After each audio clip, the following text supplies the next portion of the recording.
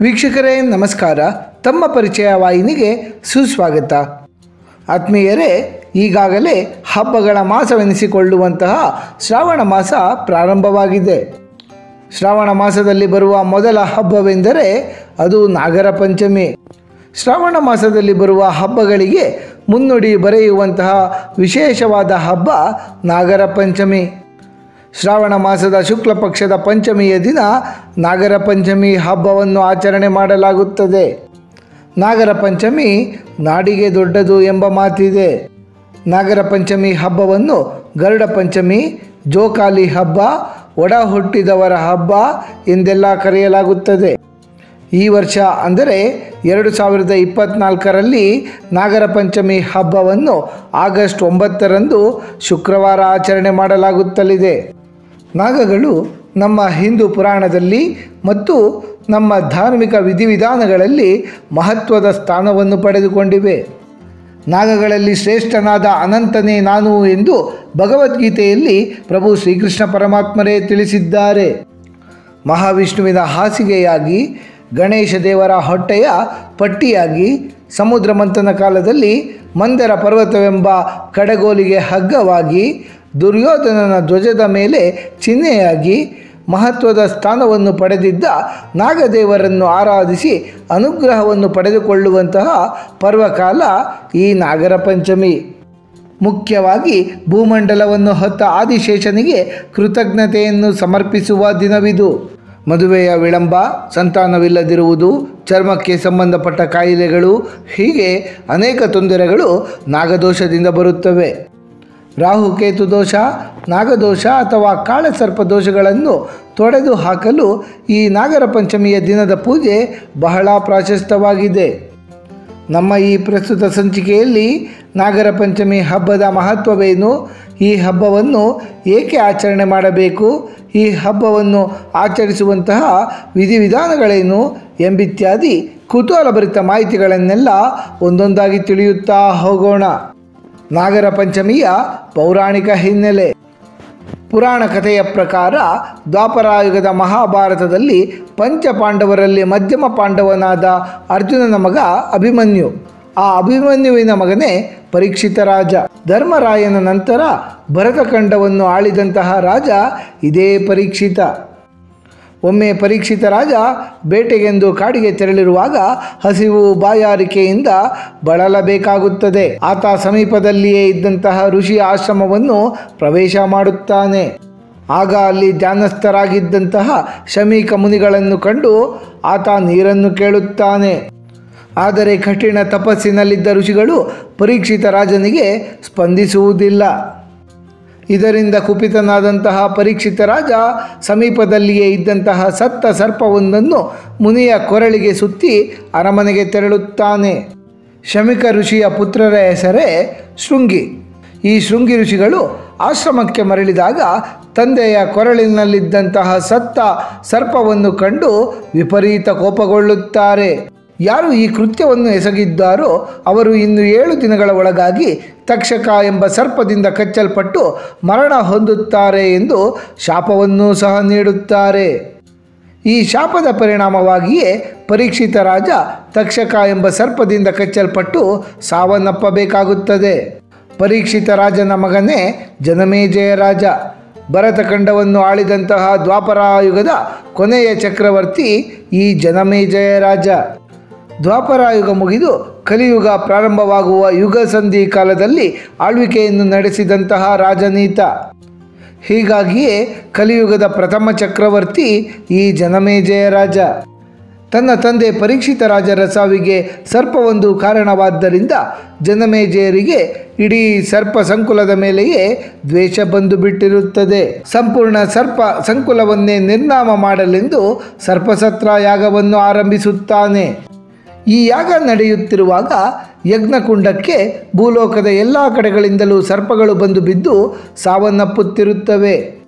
ಹೀಗೆಯೇ ಮುಂದುವರೆದರೆ ಸಕಲ ಸರ್ಪ ಸಂಕುಲವೇ ನಾಶವಾಗಿ ಬಿಡುತ್ತದೆ ಎಂಬುದನ್ನರಿತಂತಹ ಸರ್ಪಗಳ ಬಂಧುವಾದಂತಹ ಆಸ್ತಿಕ ಎಂಬ ಋಷಿಯು ಯಜ್ಞ ನಡೆಯುತ್ತಿದ್ದ ಸ್ಥಳಕ್ಕೆ ಆಗಮಿಸಿ ಜನಮೇಜಯ ರಾಜನನ್ನು ಸಮಾಧಾನಪಡಿಸಿ ಆತನ ತಂದೆಯ ಮರಣದ ನಿಜ ವೃತ್ತಾಂತವನ್ನು ತಿಳಿಸಿಕೊಡುತ್ತಾನೆ.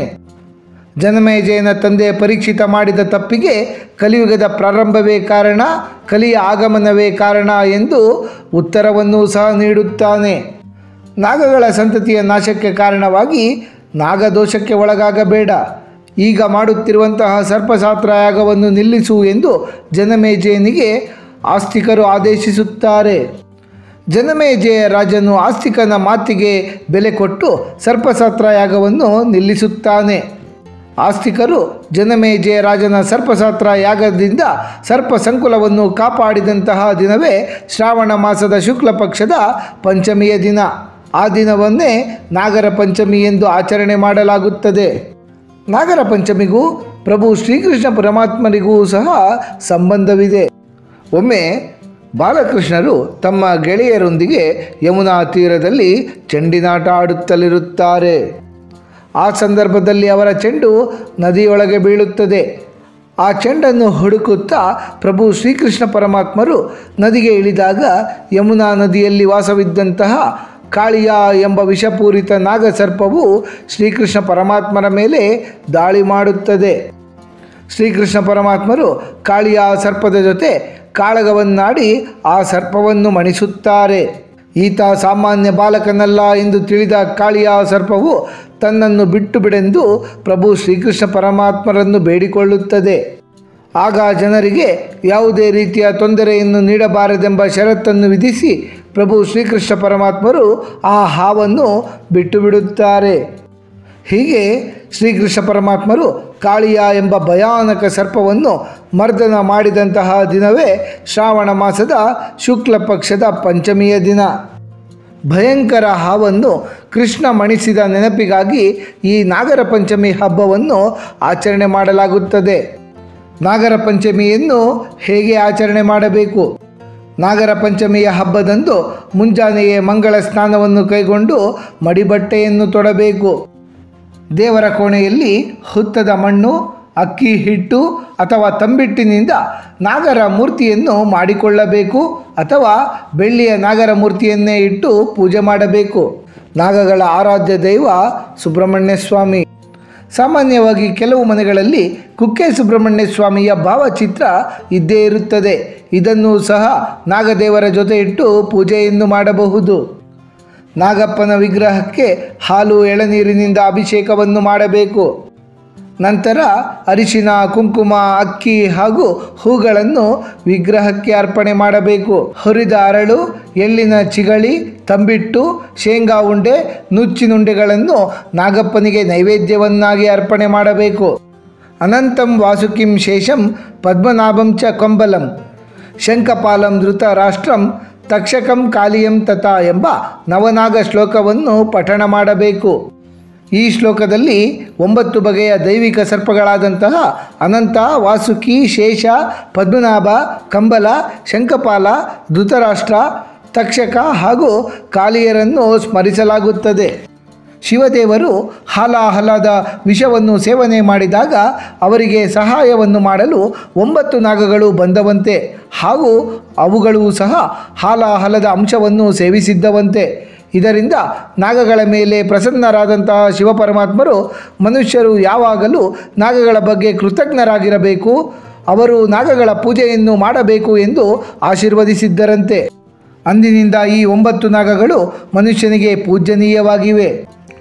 ಈ ಸ್ತೋತ್ರವನ್ನು ಯಾರು ಭಕ್ತಿಯಿಂದ ಪಠಿಸುತ್ತಾರೋ ಅವರ ಸಕಲ ನಾಗದೋಷಗಳು ನಿವಾರಣೆಯಾಗುತ್ತವೆ ಹಾಗೂ ಅವರಿಗೆ ಎಲ್ಲ ಕ್ಷೇತ್ರಗಳಲ್ಲಿಯೂ ವಿಜಯ ಪ್ರಾಪ್ತವಾಗುತ್ತದೆ. ಜೊತೆಗೆ ಸುಬ್ರಹ್ಮಣ್ಯ ಅಷ್ಟೋತ್ತರವನ್ನು ಸಹ ಪಠಿಸಬಹುದು. ನಂತರ ಆರತಿಯನ್ನು ಮಾಡಿ ಪೂಜೆಯನ್ನು ಸಮಾಪ್ತಿಗೊಳಿಸಬೇಕು.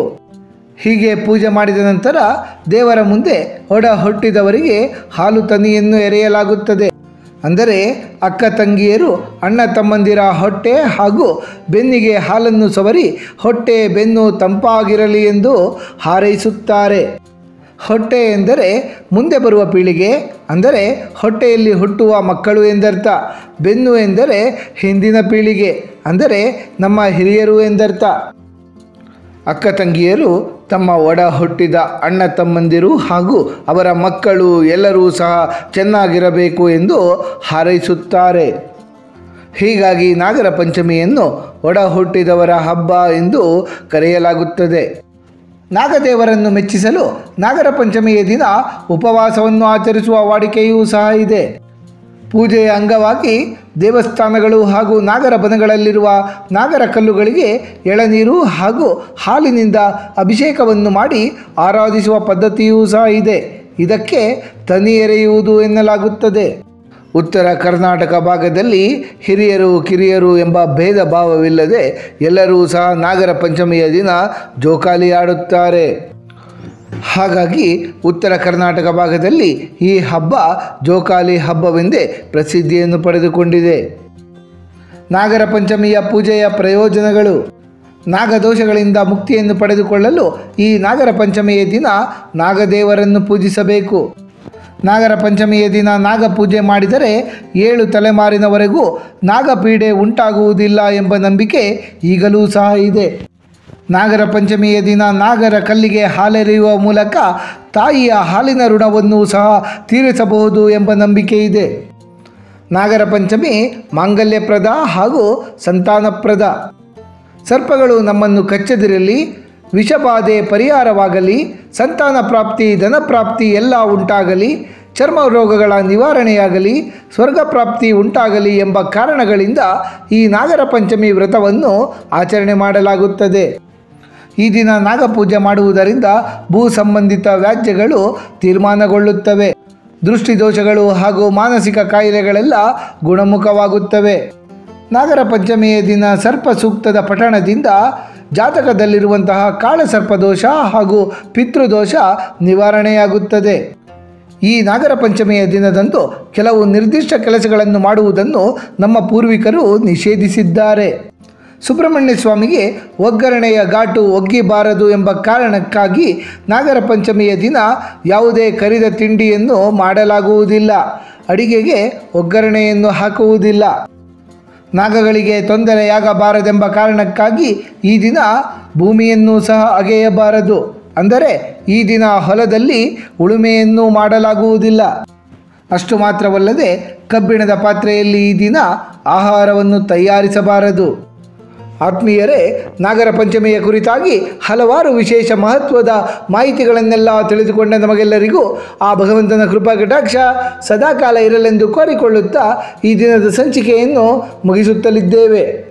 ವೀಕ್ಷಕರೇ, ನಿಮಗೆ ಈ ವಿಡಿಯೋ ಇಷ್ಟವಾಗಿದ್ದಲ್ಲಿ ಲೈಕ್ ಮಾಡಿ, ಶೇರ್ ಮಾಡಿ ಮತ್ತು ಸಬ್ಸ್ಕ್ರೈಬ್ ಮಾಡಿ ಹಾಗೂ ಬೆಲ್ ಬಟನ್ ಒತ್ತುವುದನ್ನು ಮರೆಯಬೇಡಿ.